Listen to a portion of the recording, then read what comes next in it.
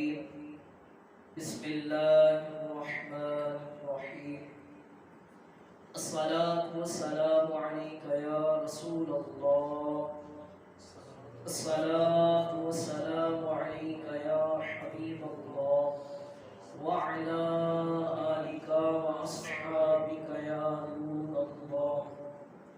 فرمان مصطفیٰ صلی اللہ علیہ وسلم جس کا مفہوم کچھ یوں ہے کہ جس نے میری ذات پر ایک مرتبہ درود پاک پڑھا اللہ تبارک و تعالی اس پر 10 رحمتیں نازل فرماتا ہے. سبحان اللہ. صلو علی الحبیب صلی اللہ تعالی علی محمد صلی اللہ علیہ وسلم.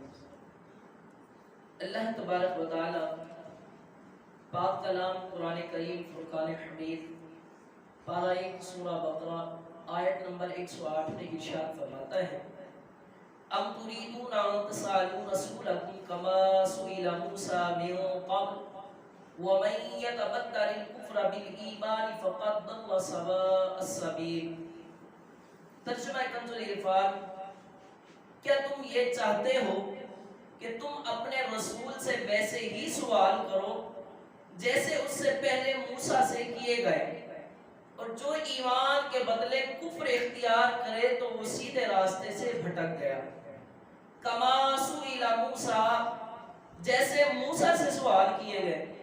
اس آیت کی ایک تفسیر یہ ہے کہ یہودیوں نے نبی کریم صلی اللہ علیہ وسلم کی بارگاہ میں عرض کیا جس طرح حضرت موسیٰ علیہ السلام تورات لے کر آئے تھے اسی طرح آپ بھی ہمارے پاس ایک ہی مرتبہ سارا قرآن لے کے آئے. بعض نے یوں کہا کہ ہم آپ پر اس وقت تک ایمان نہیں لائیں گے جب تک آپ اللہ تعالیٰ اور فرشتوں کو ہمارے سامنے نہیں لے آتے. ان کے سوالات کے جواب میں ان سے فرمایا گیا کیا تم یہ چاہتے ہو کہ تم اپنے رسول محمد مصطفیٰ صلی اللہ علیہ وسلم سے ویسے ہی سوال کرو جیسے محمد مصطفیٰ صلی اللہ علیہ وسلم کی نبوت میں، یعنی اب یہاں پر فرمایا یہ جا رہا ہے ان سے کفار سے کہ تم آقا علیہ السلام سے ویسے سوال کرنا چاہتے ہو جیسے حضرت موسیٰ علیہ السلام سے کیے گئے تھے.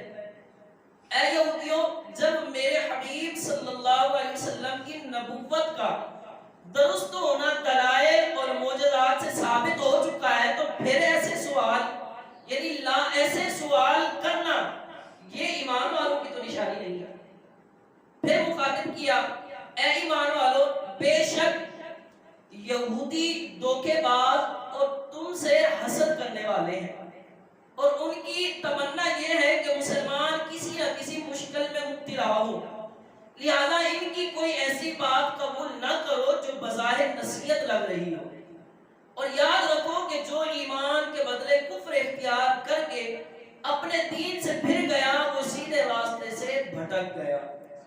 دوسری تفسیر اس کی یہ ہے کہ کفار مکہ نے حضور صلی اللہ علیہ وسلم کی خدمت میں عرض کیا کہ آپ سارا قرآن ایک ہی مرتبہ لے آئے. کسی نے کہا کہ اللہ تعالیٰ اور فرشتے ہمارے سامنے اعلانیہ آ جائیں، کسی نے کہا کہ کوہ صفا کو سونا بنا دے. ان کے سوالات کے جواب میں ان سے فرمایا گیا کہ تم بھی اپنے رسول محمد مصطفیٰ صلی اللہ علیہ وسلم سے اسی طرح فضول سوال کر رہے ہو جس طرح ان سے پہلے حضرت موسیٰ علیہ السلام کی قوم نے ان سے کیا تھا. ہمیں اعلانیہ خدا دکھا دو. حالانکہ آیات قرآنیہ کے نزول کے بعد دوسری نشانیوں کا مطالبہ کرنا سیدھے راہ سے بھٹکنا ہے. اب پھر اس کے صحیح مقصد کے بغیر سوال کرنے کے حوالے سے ہے جب انہوں نے سوال کیے کفار نے کہ آپ جو ہے ہمیں پوری ایک ہی بات قرآن کریم کی آیت لیں، قرآن کریم کی کتاب لیں، ایک ہی بات لیں اور اللہ اور اس کے فرشتوں کو دکھا دیں. اب اس کے اندر فرمایا جا رہا ہے اس آیت سے یہ بھی معلوم ہوا کہ کسی صحیح مقصد کے بغیر سوال کرنا ممنوع ہے، نیز فضول سوال کرنا بھی ممنوع ہے.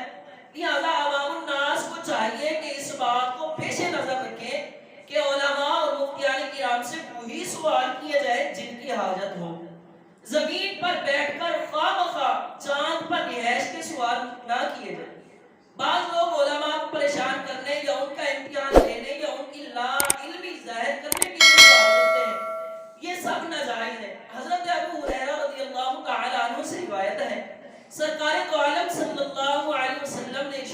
فرمایا میں تمہیں جس کام سے منع کروں اس سے رک جاؤ اور جس کام کا حکم دوں اسے اپنی طاقت کے مطابق کرو.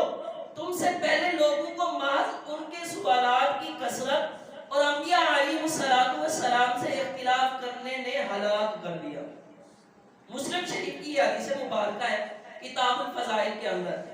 پھر اب اس پر مزید فرمایا جا رہا ہے کہ یہودیوں نے اپنی من پسند کے فتوے لینے تھے, اپنی من پسند کی باتیں پوچھنی تھی. اس لیے اس آیت سے یہ بھی معلوم ہوا کہ مسئلہ معلوم کر کے عمل کرنے کی بجائے خواہ مخواہ بال کی کھال اتارتے رہنا اور اپنی من پسند حکم کا مطالبہ کرنا یہودیوں اور مشرکوں کا طریقہ ہے. ہمارے معاشرے میں بھی لوگوں کی ایک تعداد ایسی ہی ہے جن کی یہ خواہش ہوتی ہے کہ معاملات یا عبادات میں جو صورت انہیں درپیش ہے اس میں فتویٰ ان کی مرضی اور پسند کے عین مطابق ملے, اور اگر انہیں کہیں سے کوئی ایک ایسی دلیل مل جاتی ہے جو ان کے مقصد و مفاد کو پورا کر رہی ہوتی ہے تو وہ اسی پر اڑ جاتے ہیں, اگرچہ اس کے خلاف ہزار دلائل موجود ہوں, لیکن وہ چونکہ ان کی مراد کے خلاف ہوتے ہیں اس لیے انہیں قبول کرنے پر تیار نہیں ہوتے اور ان کے بارے میں طرح طرح کی الٹی سیدھی تعویلیں پیش کرنا شروع کر دیتے ہیں. پھر فرمایا وَتَّ كَثِيرٌ مِّنْ أَهْلِ الْكِتَابِ لَوْ يَرُدُّونَكُم مِّن بَعْدِ إِيمَانِكُمْ كُفَّارًا حَسَدًا مِّنْ عِندِ أَنفُسِهِم مِّن بَعْدِ مَا تَبَيَّنَ لَهُمُ الْحَقُّ فَاعْفُوا وَاصْفَحُوا حَتَّى يَأْتِيَ اللَّهُ بِأَمْرِهِ إِنَّ اللَّهَ عَلَى كُلِّ شَيْءٍ قَدِيرٌ. اہل کتاب میں سے بہت سے لوگوں نے اس کے بعد کہ ان پر حق خوب ظاہر ہو چکا ہے اپنے دلی حسد کی وجہ سے یہ چاہا کہ کاش وہ تمہیں ایمان کے بعد کفر کی طرف پھیر دیں, تو تم انہیں چھوڑ دو اور ان سے درگزر کرتے رہو یہاں تک کہ اللہ اپنا حکم لائے, بے شک اللہ ہر چیز پر قادر ہے. وَتَّ كَثِيرٌ مِّنْ أَهْلِ الْكِتَابِ بہت سے اہل کتاب نے چاہا جنگ احد کے بعد یہودیوں کی ایک جماعت نے حضرت حذیفہ بن یمان اور عمار بن یاسر رضی اللہ تعالی عنہ کو معاذ اللہ مرتد ہونے کی دعوت دی. ان بزرگوں نے سختی سے رد کیا اور پھر حضور اقدس صلی اللہ علیہ وسلم کی خدمت میں حاضر ہو کر اس واقعے کی خبر دی. آقا علیہ الصلوۃ والسلام نے فرمایا تم نے بہتر کیا اور فلاح پائی. اس پر یہ آیت کریمہ نازل ہوئی. پھر فرمایا حسد کی وجہ سے اسلام کی حقانیت جاننے کے بعد یہودیوں کا مسلمانوں کے کفر و ارتداد کی تمنا کرنا اور یہ چاہنا کہ وہ ایمان سے محروم ہو جائے حسد کی وجہ سے تھا. اس سے معلوم ہوا کہ حسد بہت بڑا ہے اور اس کی وجہ سے انسان نہ صرف خود بھلائی سے رک جاتا ہے بلکہ دوسروں کو بھی بھلائی سے روکنے کی کوشش میں مصروف ہو جاتا ہے. لہذا ہر مسلمان کو چاہیے کہ وہ اس سے بچنے کی خوب کوشش کرے. حضرت ابو ہریرہ رضی اللہ تعالی عنہ سے روایت ہے رسول اللہ صلی اللہ علیہ وسلم نے ارشاد فرمایا حسد سے دور رہو کیونکہ حسد نیکیوں کو اس طرح کھا جاتا ہے جس طرح آگ خشک لکڑیوں کو یا فرمایا گھاس کو کھا جاتی ہے.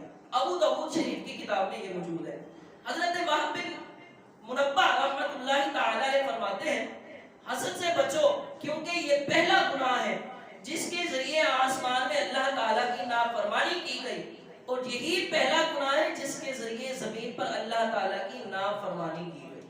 یاد رہے کہ حسد حرام ہے, البتہ اگر کوئی شخص اپنے مال و دولت یا اثر و جوہد سے گمراہی اور بے دینی پھیلاتے ہو تو اس کے فتنہ سے محفوظ رہنے کے لیے اس کی نعمت کے زوال کی تمنا حسد میں داخل نہیں اور حرام بھی نہیں.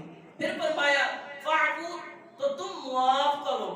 کفار کے ساتھ جنگ کے ذریعے بدلے لینے کی بجائے نرمی کی تمام آیات کا یہ حکم ہے کہ وہ جہاد کی آیتوں سے منسوخ ہے. جیسے اس حکم کے آخر میں خود فرما دیا یہاں تک کہ